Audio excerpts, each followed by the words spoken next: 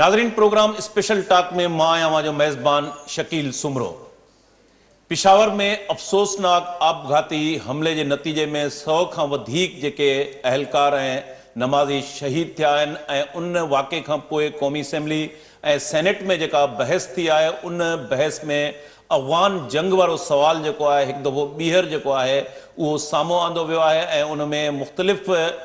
जेके MNAs आहिनि, ख़ासि तौर ते KPK सां लाॻापियल जेके MNAs आहिनि उन्हनि जो चवणु आहे त अफ़गान वार 1979 खां 2023 ताईं जेको हीउ जारी आहे उन में 43 साल गुज़री विया आहिनि ऐं उन में हज़ारे जानियूं जेके आहिनि उहे ज़ाया थी चुकियूं आहिनि। पर उन जो नतीजो अॼु असां सभु पूरे पाकिस्तान ऐं अफ़गानिस्तान ऐं उन सां गॾोगॾु ख़ैबर पख्तूनख्वा जो अवाम जेको आहे उहो भोॻे रहियो आहे। ख्वाजा आसिफ जेको दिफ़ा जो वफ़ाक़ी वज़ीर आहे ऐं सेनेटर मुशाहिदुल्लाह सैयद जेको आहे उहे तक़रीरूं कयूं आहिनि उन में अफ़गान वार जे हवाले सां हुन क्लियर कट पॉलिसी जो इज़हार कंदे चयो आहे त इहा असांजी पंहिंजी ग़लती हुई, इन ग़लती खे हाणे तस्लीम करणु खपे ऐं जेका अफ़गान वार जे हवाले सां पॉलिसी आहे उनखे रिव्यू करणु खपे। छोकी प्रोग्राम में असां अफ़गान वार, अमरीकी डॉलर ऐं ख़िते जी जेका मजमूई सूरत आहे उन ते बि ॻाल्हाईंदासूं। सभ खां पहिरें जेके वफ़ाक़ी वज़ीर ख्वाजा आसिफ ऐं सेनेटर मुशाहिदुल्लाह सैयद जेके तक़रीरूं कयूं आहिनि, अचो त उन्हनि तक़रीरुनि जा क्लिप ॿुधूं। ये जो दहशत गर्दी है इसका शुरू में जो बीज थे वो हमने खुद बोए कि नमाजियों के ऊपर मस्जिद के अंदर इबादत के वक्त जो है कत्ले आम जो है ना हिंदुस्तान में होता है ना इजराइल में होता है, जो दुश्मन है हमारे, लेकिन पाकिस्तान में होता है जहां पे जितने फिरके हैं उतनी दीनी जमातें हैं और वो सियासत में हिस्सा लेती हैं। पाकिस्तान के तूलो अर्ज में छोटे छोटे शहरों में भी अफगान मुहाजिरीन है और मिलियंस में है। एक अंदाजे के मुताबिक जो UNHCR के रजिस्टर्ड महाजरीन के अलावा वो तकरीबन 1.5 मिलियन के करीब है, उसके अलावा को 3-3.5 मिलियन महाजर जो है अफगानी महाजर जो है यहाँ पे है। नाकामी है कि हमारी जो अफगान पॉलिसी जो हमने मुरतब की थी that has failed and we should accept that। और I was one of the persons, even general Zia के ज़माने में मैं एडिटर था मुस्लिम में, उसको भी मैं कहता था कि ये जिहाद विद अमेरिकन डॉलर्स और स्ट्रेटेजिक डेप्थ ये काम नहीं चलेगा। वली खान साहब भी कहते थे और लोग भी, एक चंद लोग थे। और दूसरी नालायकी जो है हमारी कि हमारी अभी तक काउंटर टेररिज्म पॉलिसी नहीं मुरतब कर सके हम। अफगान पॉलिसी के क्या हमारे कॉन्टूर्स थे और क्या स्ट्रेटजी थी? पहले कहा था जी स्ट्रेटेजिक डेप्थ कि हमारा 5वां सूबा है almost, it's an extension of a security. फिर हमने कहा कि जी हां अब आया कि कुछ लोग गुड टेररिस्ट हैं, कुछ लोग बैड टेररिस्ट हैं। फिर हमने कहा कि नहीं, कुछ लोगों से हम बात करेंगे, कुछ लोगों से हम मिलिट्री ऑपरेशन करेंगे। सर हमारी जिंदगी में 1979 से लेके 2022 तक 43 years हो गए हैं। We are still fighting and we are still involved in that. Especially the Pakhtun blood was spilled. They have been the biggest sufferers. $2 billion CIA ने दिए कि 2 लाख अफगान मुजाहिदीन और 20,000 अरब मुजाहिदीन को ट्रेन करें, जिसमें उसामा बिन लादेन, डॉक्टर अमान अल ज़वाहिरी थे। $2 अरब सऊदी अरेबिया ने दिए और $1 अरब आपको और लोगों ने दिए। $5 अरब का ये अफगान जिहाद आपने जो लड़ा, This was the biggest covert operation after World War II, उसके नतायज आप जी रियाज़ ख्वाजा आसिफ ऐं सेनेटर मुशाहिदुल्लाह सैयद जो तव्हां ॻाल्हियूं ॿुधियूं। अफ़गान वार जो जेकॾहिं 43 सालनि खां पोइ असां उन जो नतीजो साम्हूं आणियूं त अॼु बि सॼो पाकिस्तान ऐं ख़ासि तौर ते KPK जो अवाम ऐं अफ़गान पनाहगीरनि जे हवाले सां सॼो बोझ जेको आहे उहो सिंध बर्दाश्त करे रही आहे। सिंध जे कैपिटल कराची में लखें अफ़गानी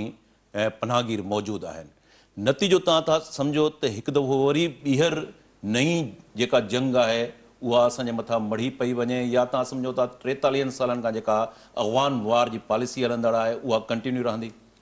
जीअं तव्हां पाण ई तक़रीर में ॿुधो त पाकिस्तान मुख़्तलिफ़ वक़्तनि ते पंहिंजी पॉलिसीज़ तब्दील कंदो रहियो आहे ऐं हिन में इंट्रस्टिंग ॻाल्हि इहा आहे त हुकूमतूं बि तब्दील थींदियूं रहियूं आहिनि, फ़ौजी हुकूमतूं बि आयूं आहिनि, जमहूरी हुकूमतूं बि आयूं आहिनि, वरी इस्टेब्लिशमेंट जे वेझो जेके हुकूमतूं आहिनि उहे बि आयूं आहिनि। पर हिकिड़ी ॻाल्हि त हिन मुल्क में ते आहे त जेका बि फॉरेन पॉलिसी आहे उहा का बि सिविलियन गवर्नमेंट कॾहिं बि न आहे ठाहींदी। हुन ते जेका डोमिनेंस आहे, जेको तसलुत आहे, उहो हमेशह मिलिट्री इस्टेब्लिशमेंट जो रहंदो आहे ऐं अक्सर फ़ैसिला जेके आहिनि उहे ई वठंदा आहिनि। त इन करे असीं इहे चई सघूं था त या त जेका फॉरेन पॉलिसी आहे हुनखे आज़ादु ऐं ख़ुदमुख़्तार कयो वञे ताकी जेको सियासतदान आहिनि उहो पंहिंजे तौर ते इनखे सियासी तौर ते हिकिड़ी फॉरेन पॉलिसी ठाहिनि। छो त जॾहिं मिलिट्री इस्टेब्लिशमेंट पॉलिसी ठाहे थी त उहा जेका न उहो शॉर्ट मीडियम टाइप जो हुजे थी, उन जा नंढा नंढा मक़सद हासिलु करण जी कोशिशि कनि था, पर हुनजी हिकु दूररस जेके नतीजा हासिलु कजनि ऐं उन जा अॻिते हली करे छा छा थी सघे थो हुन ते उहो सोचीनि ई नथा। ऐं नतीजे में तव्हां इहो पाण ॿुधो, जीअं मुशाहिद हुसैन चए पियो त हर भेरे कॾहिं गुड तालिबान बेड तालिबान, कॾहिं हिकिड़नि सां ॻाल्हाइबो ॿियनि सां न ॻाल्हाइबो। त इहा जेका फॉरेन पॉलिसी आहे हुन जो यकीनन फेल्यूअर आहे। पर हिन में इहा ॻाल्हि बि इंट्रस्टिंग आहे त छा हिन सॼे साथ ॾियण जे बावजूदि हिन वक़्तु अमेरिका ऐं इंटरनेशनल कम्युनिटी पाकिस्तान सां गॾु बीठल आहे? त हुनजो जवाबु यकीनन इहो ई आहे त हुन सां गॾु न आहे बीठल। त हिन पूरे जेको महस थियो, जेको गंद फैलायो वियो, हुन में पाकिस्तान हींअर पाण बि सफ़ा गंदो जेकॾहिं पाण चऊं त थी चुको आहे ऐं बिल्कुलु आइसोलेट बि थी चुको आहे। भर पासे में अहिड़ो को माण्हू कान्हे जेको हुन सां गॾु बीहे, पोइ ईरान हुजे, पोइ इंडिया हुजे या चाइना हुजे। हिन वक़्तु पाकिस्तान सिर्फ़ु अकेलो मुल्क थी करे बीह रहियो आहे। त फॉरेन पॉलिसी यकीनन ऐं हिन वक़्तु जेका मुल्क जूं जमातूं जेके बि आहिनि उनजो 80% पार्लियामेंट में मौजूदु आहे, जेको अॻु में अपोज़िशन जी सूरत में हींअर हुकूमत जी सूरत में मौजूदु आहिनि, ऐं सिर्फ़ु हिकु ॿ पार्टियूं आहिनि जेके अपोज़िशन में आहिनि। त यानी जेकॾहिं पॉलिसी जेका ठाहिणी आहे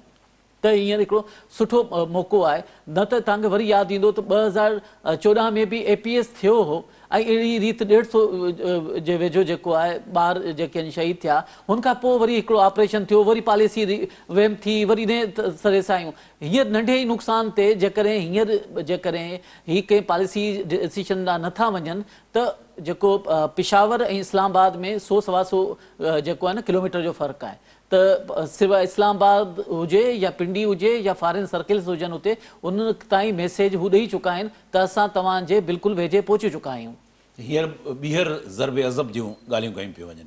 त तव्हां सम्झो था त इन ऑपरेशन जॾहिं पहिरें को नतीजो न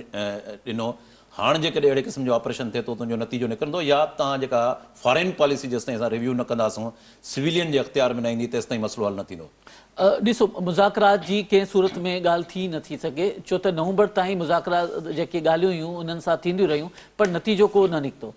ठीकु आहे, वरी बि जेकॾहिं जेके ॻाल्हियूं आहिनि उहे कहिड़ी सतह ते, जेका TTP जी जेका क़यादत आहे हुन जा बयान ऑन रिकॉर्ड मौजूदु आहिनि। जेकॾहिं 99% बि शरई निज़ाम लागू थी थो वञे, 1% बि नथो थिए, त असां 1% लाइ बि जेको आहे उहो पंहिंजो जहाज़ जारी रखंदासीं। त इन जो मतिलबु इहो थियो त हू जेके चवनि था त असांजे ज़ेर इंतज़ाम इलाइक़ा हुजनि, असां जिते चाहियूं हुते जेको आहे न पंहिंजो जेका निज़ाम आहे उहो लागू कयूं। हिन वक़्तु तालिबान जेके अफ़गानिस्तान में आहिनि हुननि पाण में थोरी घणी तब्दीली आंदी आहे, पर दुनिया में अञा ताईं जेको आहे हुनखे क़बूल नाहे कयो वियो। पोइ फीमेल जी एजुकेशन हुजे, मुलाज़मत जा मौक़ा हुजनि, यानी जेके बि इंडिपेंडेंसी हुजे या जेके बि जेके इज़हार जा जेके ज़रिया आहिनि उन्हनि ते पाबंदी हुजे, त पोइ हाणे तव्हां सोचो हुनजो ई रिप्लिका हीअ हेॾां खणी था अचणु चाहिनि, त पोइ इहे ॻाल्हियूं कहिड़ी बुनियाद ते थींदियूं? उहे कहिड़ा गॾियल जेके नुक़्ता आहिनि तंहिं ते उहे ॻाल्हियूं थी सघनि थियूं। निसार जो ओपिनियन शामिल कयूं था। निसार, अवां कीअं ॾिसो था हीउ जेको पेशावर में अफ़सोसनाक आपघाती हमलो थियो, अफ़गान वार ऐं मजमूई तौर ते जेका पाकिस्तान जी परॾेही पॉलिसी आहे, दोहा में जेके ॻाल्हियूं थियूं, उन ॻाल्हियुनि खां पोइ इम्कान इहो हो त जेके अॻिते हली जेके TTA आहे, तालिबान हुकूमत आहे अफ़गानिस्तान जे अंदरि, उहा कंहिं पीसफुल एफर्ट्स वठंदी। पर हिन वक़्तु असां ॾिसूं था पिया त बैंड जेका TTP आहे ऐं तालिबान जेको अफ़गानिस्तान आहे उहो असांखे हिकिड़े पेज ते नज़र अचे थो। तव्हांजी नज़र में हल छा आहे? फॉरेन पॉलिसी रिव्यू थियणु खपे? सिविलियन जो अख़्तियार जेको रियाज़ सोहेल ॻाल्हि कई त असां ॾिसंदा अचूं था त फॉरेन पॉलिसी कॾहिं बि सिविलियन जो अख़्तियार हेठि न रही आहे, हल छा आहे हाणे? ॾिसो, इहो तमामु जेको आहे सो काफ़ी वक़्त खां आयो पए त तालिबान जेके आहिनि TTP उहा वधंदी पई अचे ऐं उन्हनि CTD ते बि हमिलो कयो, उन खां पोइ अॻिते वधंदा आया। बनू खां थींदा पेशावर ते तान हाणे मियांवाली में तव्हां ॾिठो त थाणे ते उन्हनि हमलो कयो आहे त इहो सिलसिलो मां सम्झां थो जेके वॾा वॾा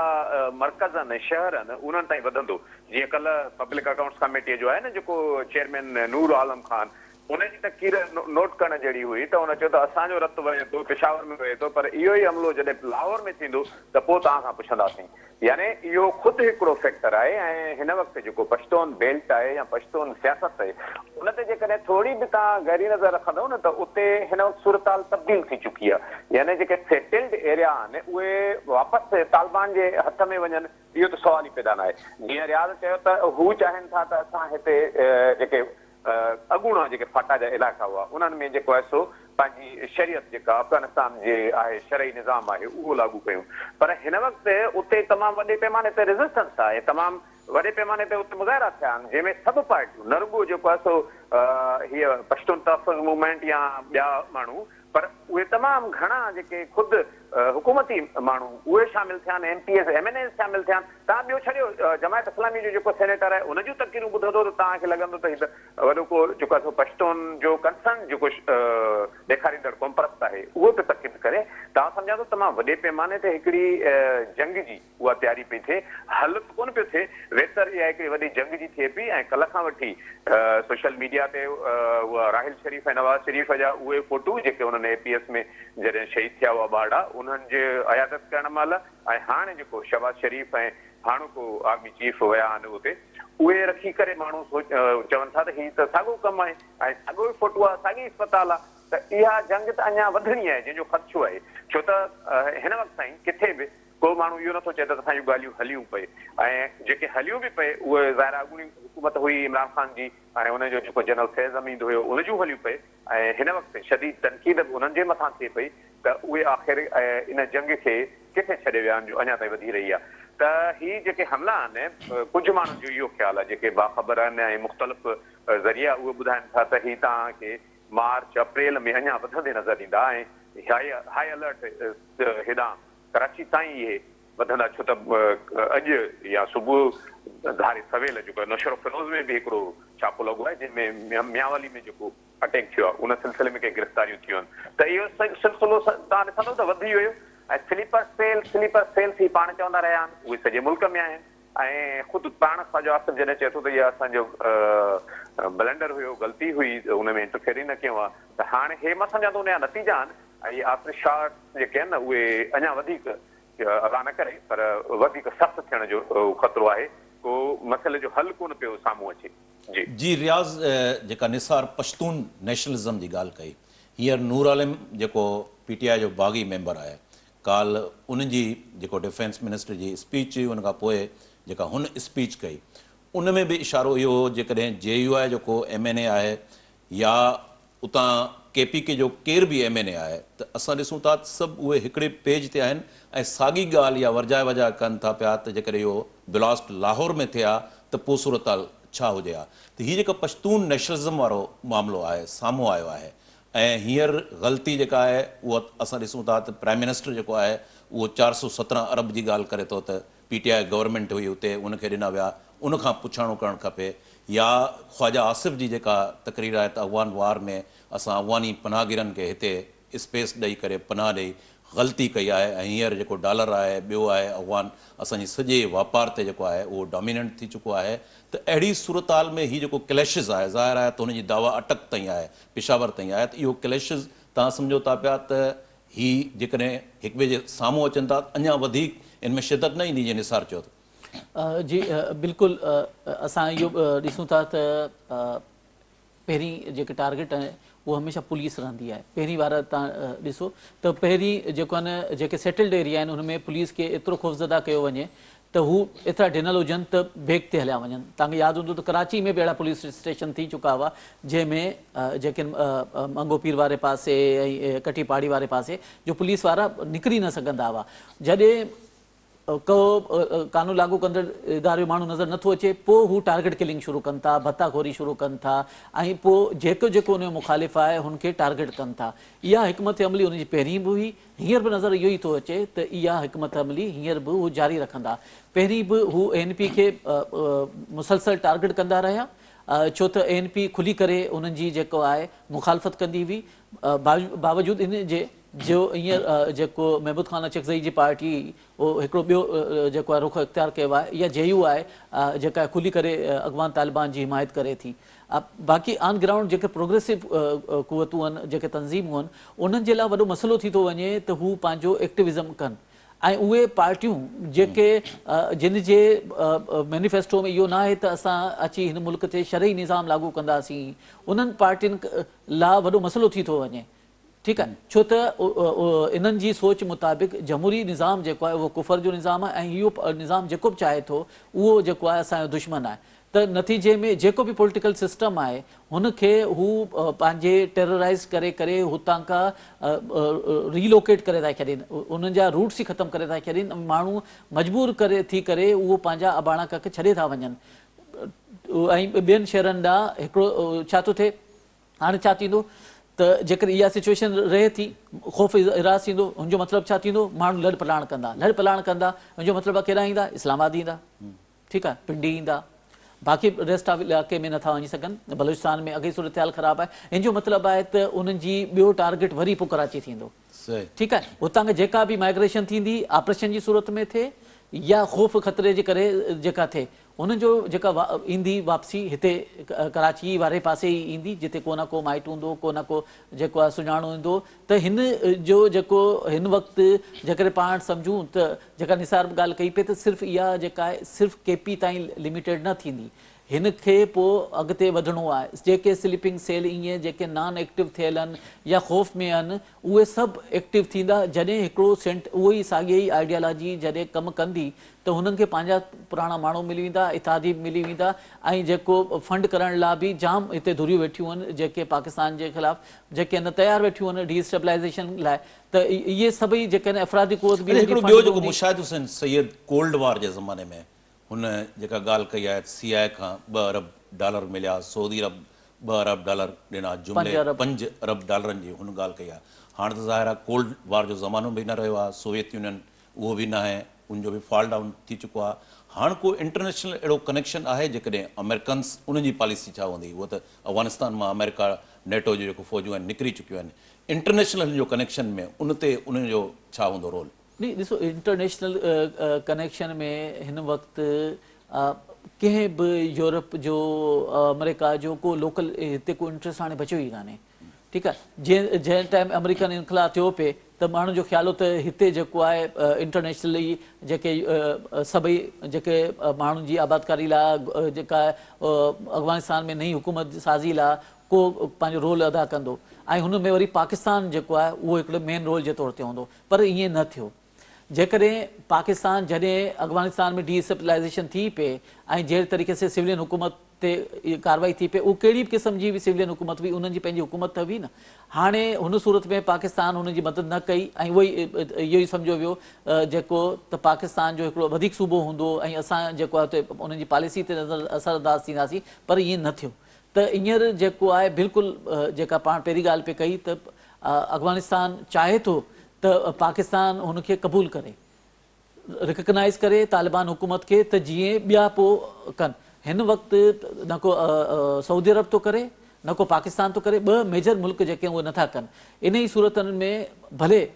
जेको मौजूदा जेका अफ़गान तालिबान जी हुकूमत इहो चवंदी हुजे त असां पंहिंजी सरज़मीन पाकिस्तान जे ख़िलाफ़ु इस्तेमालु थियणु न ॾींदासीं, पर अञा ताईं इहो हक़ीक़त आहे त मुसलसल हमला पिया थियनि। जनवरी में 45 हमला थिया आहिनि ऐं 2021 खां वठी 2022 ताईं जेके आहिनि कोई जेके इहे हमला आहिनि TTP जा उहे 27% वधिया आहिनि। हिन जो मतिलबु आहे त हाइड आउट बि आहिनि ऐं सभु कुझु आहे, उहा ज़मीन इस्तेमालु थिए पई ऐं नतीजो इहो आहे त पाकिस्तान ते इहो बि दबाव पियो विधो वञे त तव्हां जेको आहे न असांखे रिकग्नाइज़ कयो, न त इहा जेका लॉ एंड ऑर्डर सिचुएशन आहे उहा वधंदी। जी निसार, इंटरनेशनल जेके कनेक्शन ज़ाहिर आहे कोल्ड वार वारो ज़मानो न आहे। हिकिड़े वक़्त में बैड तालिबान ऐं गुड तालिबान, कुझु तालिबान जॾहिं प्रेशर अचे थो त उहे गुड फैथ में रिलीज़ बि कया वञनि था, पोइ उनजो नतीजो असां ॾिसूं था। सवात जे अंदरि तालिबान जेके आया, उन्हनि तालिबान जॾहिं स्पेस वरितो त उते ज़ाहिर आहे त उन्हनि जे ख़िलाफ़ु वॾे पैमाने ते मुज़ाहिरा बि थिया। हीअ इंटरनेशनल कनेक्शन में तव्हां कीअं ॾिसो था? अमेरिका, चाइना, रूस ऐं ताज़ो जेको रूस ऐं यूक्रेन जो जहिड़ो आहे, उन कनेक्शन में तव्हां किथे न किथे तव्हांखे उहो लिंक लॻे थो या तव्हां सम्झो था त अमेरिका हिन सॼे गेम मां ॿाहिरि निकिरी वियो आहे? ॾिसो शकील, हिन जो जेको बुनियादी मुंहिंजो ख़्यालु आहे डॉक्यूमेंट आहे न, उहो आहे दोहा जो एग्रीमेंट, जंहिंजे नतीजे तहत ई हिननि खे हुकूमत मिली हुई अफ़गानिस्तान में, ऐं अफ़गानिस्तान मां अमेरिकन जो वञण बि जेको आहे सवलो थियो हुयो। उन जा जेके गारंटियर्स हुआ उहे केरु आहिनि, उन जा जेके स्टेक होल्डर्स हुआ उहे केरु आहिनि, हाणे ॾिसणो इहो आहे। ऐं उन्हनि में बदगुमानियूं कीअं पैदा थियूं, यानी पाकिस्तान जी इहा हुई सूरत हाल उन वक़्तु जो तव्हां पाण ॾिठो त उते जनरल फैज़ वञी जेको आहे सो डोंट वरी वारी उन जी वीडियो क्लिप जेका आहे मशहूरु थी, चांहि जो कोप हथ में खणी करे, त उहा ही समूरो जेको आहे सिस्टम संभालण वारा जेका पाकिस्तान जी एस्टेब्लिशमेंट हुई, उन सां गॾोगॾु इहो बि थियो त जेके इंटरनेशनल यानी अमेरिकन ॿिया अरब ख़ुदि वर्ल्ड उहा उन्हनि जी हुई, ऐं दोहा में उन्हनि ऑफिस खोले ॾिनी हुई उन वक़्तु, यानी विढ़ंदड़ धुरियूं हुयूं जेके अफ़गानिस्तान में अमेरिका ऐं तालिबान विड़ी रहिया हुआ, उन्हनि खे उते फैसिलिटेट कयो हुयो कतर में दोहा ऑफिस में। त दोहा एग्रीमेंट इहो हुयो त पाकिस्तान पंहिंजी सरज़मीन इस्तेमालु करणु न ॾींदो अफ़गानिस्तान जे दुश्मननि में, ऐं अफ़गानिस्तान बि जेको आहे सो रिसिप्रोकल तौर ते न ॾींदो। हाणे बदगुमानियूं इहे पैदा थी त पाकिस्तान में अटैक थिया, उन्हनि पंहिंजूं शायदि ॾिनियूं वञी अफ़गाननि खे त चयो बाबा ही तव्हांजा माण्हू आहिनि ऐं इहे सॼा अफ़गानिस्तान आया आहिनि। उन खां पोइ तव्हांखे यादि हूंदो त एमएनएल ज़वारीअ ते हमलो थियो, एमएनएल ज़वारीअ ते हमलो थियो त उन जो जेको उन वक़्त जो आला अमलदार हुयो अफ़गानिस्तान जो, उन इहो जेको आहे सो इल्ज़ाम हयो सिधो सिधो त पाकिस्तान पंहिंजो एयर स्पेस जेको आहे सो इस्तेमालु करणु ॾिनो आहे ऐं उहो अमेरिकन अटैक कयो आहे। त इहे वधंदियूं वयूं बदगुमानियूं। हाणे सूरत हाल इहा आहे त उहो एग्रीमेंट ते करण वारा जेके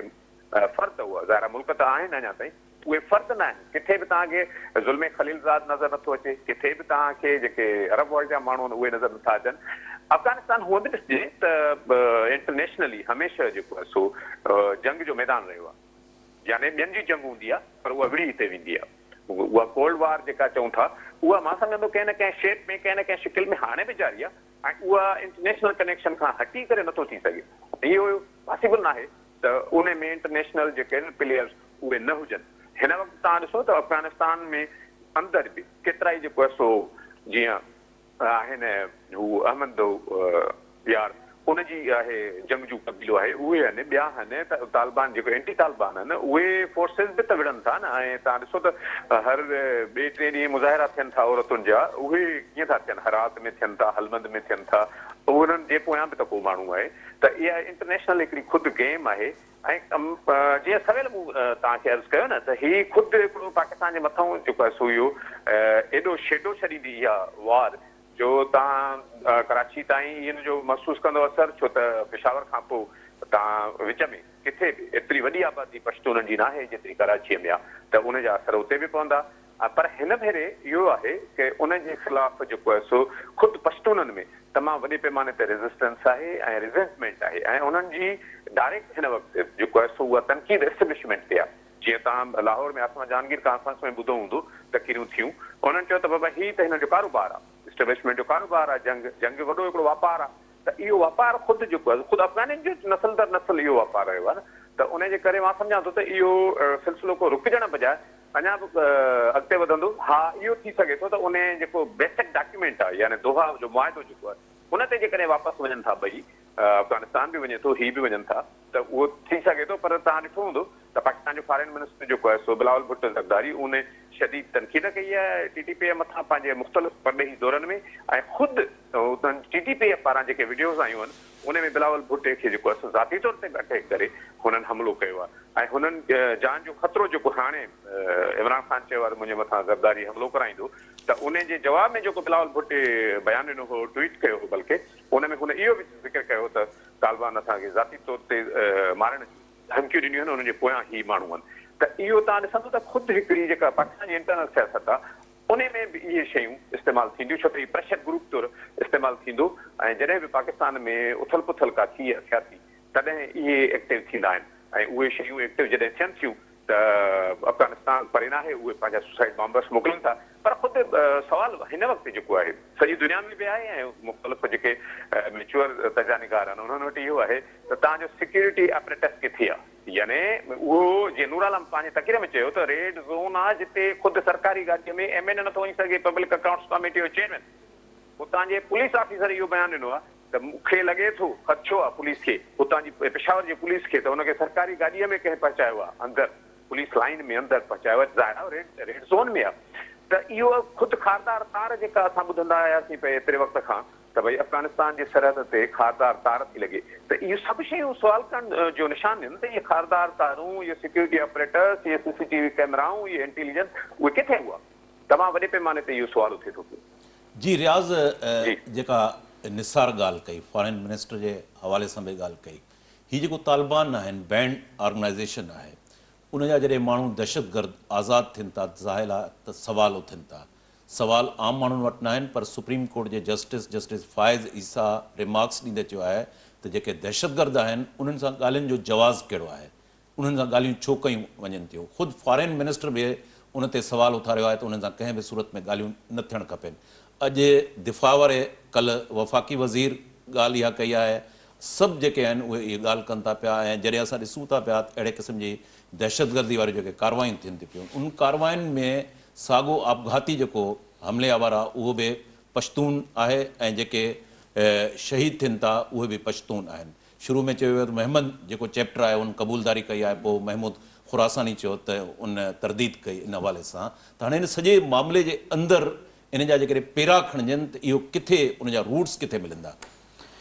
हिन में जेको खुरासानी जेको पहिरीं चयो त असां पंहिंजो जेको काबुल में कमांडर मारिजी वियो हुनजी असां कई आहे, बदिलो वरितो आहे। उनखां पोइ वरी वापसि आयो, मगर हुनखां अॻु में अफ़गानिस्तान जे जेको फॉरेन मिनिस्टर आहे उहो हिन वाक़े खे कंडेम कयो। हुनजे कंडेम करण जे कुझु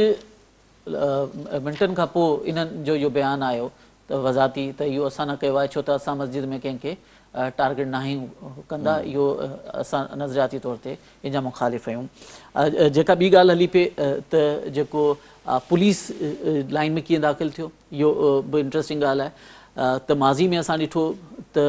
पाकिस्तान नेवी में बि इन्हनि जी मौजूदगी रही। डाकयार्ड हिते असां वटि जेको थियो उनमें जेके गिरफ़्तार थिया ऐं जेके मारिजी विया उहो उन्हनि जी इन्वॉल्वमेंट हुई। हिन खां अॻु में जेको फ़ौजी मेस में जेको उते पिंडी में हिन पासे थियो हुन में मक़ामी इन्वॉल्वमेंट हुई। त ईअं जेके लोकल एलिमेंट आहिनि उहे पाण बि उन्हनि खां मुतासिर आहिनि। त जॾहिं बि जेका तव्हांजी जेके बि फोर्सिस आहिनि उनजो नारो बि जहादी आहे, त जॾहिं तव्हां जहाद खां जहाद में वञो था त हिकिड़ी इहा बि वॾी अहम शइ आहे त उन्हनि जी तरबियत कहिड़ी थी थिए ऐं उन्हनि खे छा थो जेको तव्हां सम्झो था लोकल जेके पॉकेट्स आहिनि उहे सपोर्ट कनि था, लोकल पॉकेट्स सपोर्ट कनि था। ऐं बाज़ाब्ता तौर ते उन्हनि जो उहो ई तव्हां चवां थो न त इहे कुझु अरसे में हाणे फ़र्ज़ु कयो त इमरान ख़ान जी हुकूमत में चयो वियो त 5000 जेके तालिबान TTP जा माण्हू आहिनि उनखे रिहेब कयो वेंदो ऐं हुनजे लाइ फंड था हासिलु कयूं, ऐं उहे काफ़ी मोटी बि आया। ऐं बक़ौल जो ख्वाजा आसिफ़ जे ई बयान जे त इहो उन्हनि जो हिकिड़ो वॾो ब्लंडर हो, छो त हू अची करे को चुप करे थोरी वेही रहिया। हींअर बि जेके तव्हां तालिबान गिरफ़्तार था थियनि या ॿीहर गिरफ़्तार था थियनि, तव्हां हुनजी हिस्ट्री ॾिसो, जेके मेन कार्रवाई था कनि उहे जेल में विया, जेल मां रिहा थियण खां पोइ को सुधरिया कान, वरी अञा एक्सट्रीम ते हलिया था वञनि। त ईअं ई जेके वापसि आया उहे पंहिंजी आइडियालॉजी सां गॾु आया, हिते कोई हाणे को बनी बारू न कंदा हूंदा, त उहे बि हिकिड़ो आया हुआ। हीअं लोकली बि जेको सूरत हाल आहे उहा उन्हनि खे सपोर्ट पई करे, छो त हिन वक़्तु जेको पॉलिटिकल सॼी जेका सिचुएशन इस्टेब्लिशमेंट जी सॼो इहो त कंहिंखे आणिजे कंहिंखे ढाइजे, अफ़गानिस्तान में जेका इहा सभु कुझु उथल पुथल थी पए ऐं हू अॻियां वधिया पिए, सभु कुझु थियो पिए, असां वटि जेको आहे न पॉलिटिकल बहरान क्रिएट कयो वियो। पॉलिटिकल बहरान क्रिएट कयो वियो, बजाए हुनजे त सिक्योरिटी ते जेको आहे नज़र रखणु घुरिजे आहे, हुते जेको आहे हुन लाइ का पॉलिसी ठाहिजे आहे, हुनजी रोकथाम कजे आहे। हिते पॉलिटिकल अनसर्टनिटी एॾी क्रिएट कई वई जो उहो हुन में लॻा। हींअर वक़्तु बि जेको आहे न हिकिड़ी ॻाल्हि पई थिए त इन इलेक्शन ॾांहुं था वञूं ऐं ॿिए पासे इहा सिचुएशन आहे, टे पासे इहा आहे त पाकिस्तान शदीद क़िस्म जे माशी बहरान में आहे, फॉरेन इन्वेस्टमेंट खपे थी। इन सूरत हाल में केरु फॉरेन इन्वेस्टमेंट लाइ ईंदो? जॾहिं तव्हां जेका सवेरे मूं ॻाल्हि कई इस्लामाबाद जे वेझो पहुची वियो, जेको बलूचिस्तान जी सूरत हाल बि ख़राबु आहे, कराची हमेशह टारगेट एरिया रहियो आहे, त इहा इन्वेस्टमेंट केरु ईंदी, केरु खणी ईंदो? त जेसि ताईं इहो मजबूरी तौर ते हिन मामले खे जेको आहे हल नथो कयो वञे, तेसि ताईं इहा सिचुएशन ईंदड़ वक़्त में वधीक ॾफेड़ जो सबबु बणिजंदी। जी निसार, ही जेका अफ़गान पनाहगीरनि जी आहे, असां ॾिसूं था 79 खां पोइ लाॻीतो 43 सालनि जे अरसे दौरान लखें ख़ुदि दिफ़ा वारो वफ़ाक़ी वज़ीर चए थो त 5 मिलियन खां वधीक अंग जेको आहे उहो हिते पाकिस्तान जे अंदरि मौजूदु आहे, जेको इलीगल जेके एक्टिविटीज़ आहिनि, क्राइम आहे, उन में इन्वॉल्व रहियो आहे। न रुॻो उन में इन्वॉल्व रहियो आहे, पर ताज़ो जेको डॉलर जो बहरान आहे उन डॉलर में ॿोरियूं भरे करे अफ़गानिस्तान मुंतक़िल कयूं वियूं। न रुॻो डॉलर, पर असां ॾिसूं था जॾहिं बि कणिक जो बहरान थिए थो पियो, फूड जा मामला थियनि था, तॾहिं बि उहो अफ़गानिस्तान ॾांहुं मुंतक़िल कयो वञे थो। 6 करोड़ अफ़गानिस्तान जो जेको सॼो पॉपुलेशन आहे उहो पाकिस्तान जी इकोनॉमी ते उनजो बोझ आहे। त अहिड़ी सूरत हाल में ही जेके स्पीचिस थियनि थियूं, तव्हां सम्झो था अफ़गान पनाहगीरनि खे हिते निकाले ॾिनी वञे, बॉर्डर सील कया वञनि, खारदार तारुनि जी ॻाल्हि कई वञे थी, मुमकिन आहे हिन सिविलियन गवर्नमेंट जे लाइ या जेका मिलिट्री इस्टेब्लिशमेंट आहे उहो अहिड़े क़िस्म जो कोई स्टेप खणणु हुन जे लाइ मुमकिन थींदो? ॾिसो शकील, हिन वक़्तु जेको सिविलियन सेटअप आहे मां सम्झां थो उहो तमामु हिकिड़े वीक विकेट ते खेॾी रहियो आहे ऐं उनखे जेको आहे सो